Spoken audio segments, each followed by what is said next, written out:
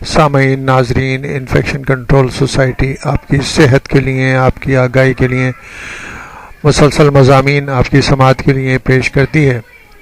Hepatitis کے مسائل اتنے زیادہ خطرناک طریقے سے پھیل رہے ہیں کہ اس کے بارے میں بار بار مضامین آپ کی سماعت کے لیے پیش کیے جاتے ہیں، اور طرح طرح سے کہ بتانے کی کوشش کی جاتی ہے کہ کس طرح ہیپیٹائٹس سے بچا جائے اور ہیپیٹائٹس کے مسائل سے کس طرح اپنے آپ کو بچایا جائے۔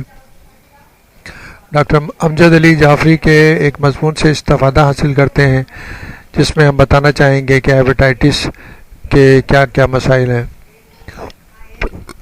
جگر انسانی کہ انسانی لیور بدن میں سب سے بڑا غدود یا گلینڈ ہے، جس کو ماسٹر گلینڈ بھی کہا جاتا ہے، جو اعضائے رسیہ میں سے ایک ہے، کہ اہم جو اعضاء ہیں وہ اس میں ان کا ایک اہم کہ حصہ ہے۔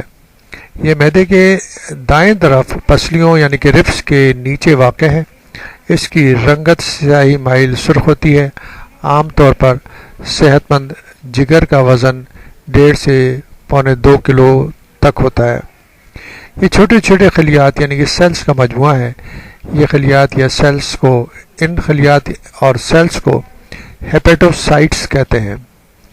جگر کے چند بنیادی افعال میں صفرا بنانا کہ بائل بنانا شامل ہے۔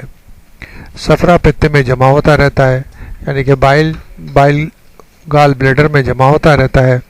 اس کا اخراج آنتوں میں ہوتا ہے، کہ جو سیکریشن جمع ہو جاتا ہے وہ آنتوں میں آ جاتا ہے، انٹسٹائن میں آ جاتا ہے، جو نظام ہضم میں جذب ہونے والے نباتاتی جز، حیوانی لحمیات، چکنائیوں کہ فیٹس اور نشاستیں کاربوہائیڈریٹ جیسے اہم اجزاء کو خون کے ذریعے جگر میں لے جاتا ہے۔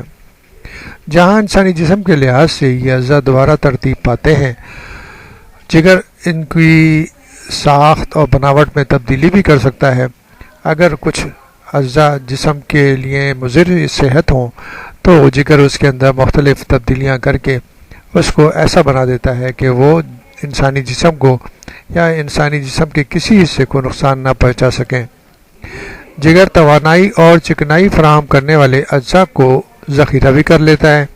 جب بھی ضرورت ہوتی ہے بوقت ضرورت بغیر غذا کھائے جسم کو توانائی فراہم کرتا ہے۔ عالمی ادارہ صحت کی ایک رپورٹ کے مطابق ہر 10 میں سے ایک فرد کسی نہ کسی طرح جگر کے مرض میں مبتلا ہے، اور ایک اندازے کے مطابق دنیا میں تقریباً 4 کروڑ سے زائد افراد جگر کے امراض میں مبتلا ہیں، جن میں سے 75% کا تعلق ایشیائی ممالک سے ہے یا لو انکم کنٹریز سے ہے۔ حالیہ چند برسوں میں یہ مرض وطن عزیز میں نہایت تیزی سے پھیل رہا ہے۔ پھیلنے کی بڑی وجہ صحت کے اصولوں کی عدم فراہمی ہے۔ وطن عزیز میں جگر کی بیماریوں پر غور کیا جائے تو ہمارے یہاں ورم جگر کہ ہیپیٹائٹس اہم ہے۔ یہ ایک وائرس کے ذریعے ہوتا ہے۔ اس وائرس کو جدید دور کے لحاظ سے تقسیم کیا جا چکا ہے۔ Hepatitis A, hepatitis B, hepatitis C, hepatitis D اور ہیپیٹائٹس ای کے نام دیے گئے ہیں۔ ورم جگر کہ ہیپیٹائٹس بی انتقال خون سے، جراثیم آلودہ یا وائرس آلودہ سرنجے سے، جنسی تعلقات سے، نشہ آور اشیاء کے استعمال سے اور پیدائش کے دوران ماں سے بچے کو منتقل ہوتا ہے، جبکہ صفرا اگر آنتوں میں جانے کے بجائے خون میں شامل ہو جائے تو یرقان صفرا کہ زرد سرخان کہلاتا ہے، زرد یرقان کہلاتا ہے، اور یہی ہیپیٹائٹس بھی ہے۔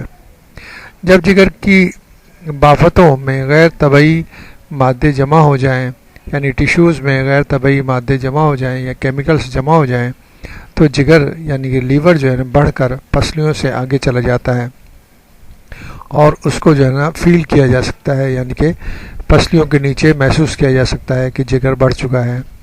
جگر میں خون بنتا ہے، اور جب خون میں وائرس ہوں تو وائرس کے اثرات جسم میں قوت مدافعت کو کم زور کر کے بیماری کی طرف لے جاتے ہیں۔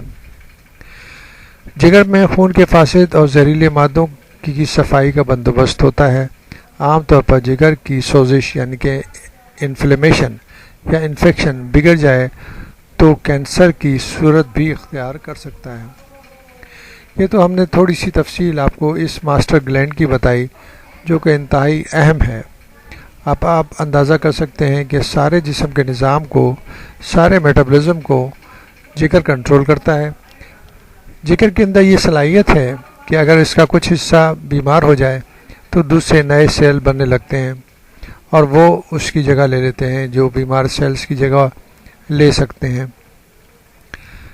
یہ تو ایک حد تک یعنی کہ یہ نظام موجود ہے، لیکن ایک ایسی اسٹیج آ جاتی ہے کہ جب کہ سارا کا سارا جگر یا سارے لیور کے سیل جو ہے نا وہ بیمار ہو جاتے ہیں اور ان کے اوپر وائرس کا حملہ ہو چکا ہوتا ہے، تو اس کنڈیشن میں جگر جو ہے وہ سکڑنا شروع ہو جاتا ہے، اس میں فائبرس ڈیولپ ہونے شروع ہو جاتے ہیں جسے فائبروسس کہتے ہیں، یا اس کو سیروسس آف لیور بھی کہا جاتا ہے۔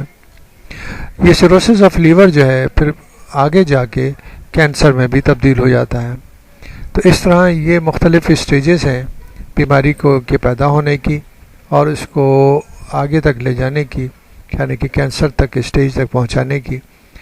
کینسر ہونے کے بعد اس کا علاج تو آپ سمجھتے ہیں کہ بہت ہی مشکل ہو جاتا ہے، اور اس کے لیے اگر سیروسس بھی ہے تو سیروسس کا علاج بھی کافی مشکل ہے۔ لیور ٹرانسپلانٹ اس کا حل ہے، اگر لیور ٹرانسپلانٹ جو کہ عام طور پر جیسے ہمارے جیسے ممالک میں تو ہوتا ہی نہیں ہے، اور جن کنٹریز میں ہوتا بھی ہے وہ وہاں پر ایک بہت بڑا خرچہ، کروڑوں کا خرچہ جو ہے اس کو پر آتا ہے، اور اس کے بھی مسائل بہت ہوتے ہیں، ساری زندگی دوائیں کھانی پڑتی ہیں جو کہ ایک الگ مسئلہ ہے، اور وہ دوائیں بھی اور میڈیسن بھی انتہائی مہنگی ہوتی ہیں جو کہ عام شخص کے پہنچ سے بہت دور ہوتی ہیں۔ سب سے اہم چیز جو ہے، ہمیں اپنے آپ کو ہیپاٹائٹس سے کس طرح بچانا چاہیے، کس طرح اپنے آپ کو حفاظت کرنی چاہیے، اپنی فیملی کی کس طرح حفاظت کرنی چاہیے، سب سے اہم بات یہ ہے کوئی بھی اگر ہیپاٹائٹس کا شکار ہو جائے تو شروع میں تو اس کا کچھ علاج ہو بھی سکتا ہے، لیکن اگر مرض بڑھ جائے تو پھر اس کا علاج بھی ممکن نہیں رہتا، اور اگر گھر کا ایک فرد بیمار ہو جائے تو پوری فیملی کے اوپر اس کے اثرات ہوتے ہیں، پوری فیملی اس مسائل کا شکار ہوتی ہے، معاشی طور پر بھی اس فیملی کا بہت زیادہ نقصان ہوتا ہے، اور جو اماؤنٹ اور جو رقم آپ اپنی ترقی کے اوپر، تعلیم کے اوپر، بچوں کی اس کے اوپر خرچ کر سکتے ہیں وہ بیماریوں پہ خرچ ہونے لگتی ہے۔ تو یہ الگ مسائل ہیں، یعنی کہ معاشی مسائل الگ ہیں، نفسیاتی مسائل الگ ہیں جو کہ بہت ہی گمبھیر ہیں، جن کے لیے ضروری ہے کہ ہم زیادہ سے زیادہ لوگوں کو بہتر سے بہتر معلومات دے کے لوگوں کو اس بیماری سے بچانے کی کوشش کریں۔ ہر ایک کا فرض ہے کہ وہ اپنے آپ کی حفاظت کرے، کیونکہ کوئی اور حفاظت نہیں کر سکتا۔ آپ یہ سوچیں کہ حکومت آپ کی وہ کرے گی، حکومت نے جہاں تک ہو سکتا ہے وہ آپ کی حفاظت کے لیے ٹیکے فراہم کر دی ہیں، وہ آپ لگوائیں تاکہ جو کچھ بیماریاں ٹیکوں سے رک سکتی ہیں وہ تو رک جائیں۔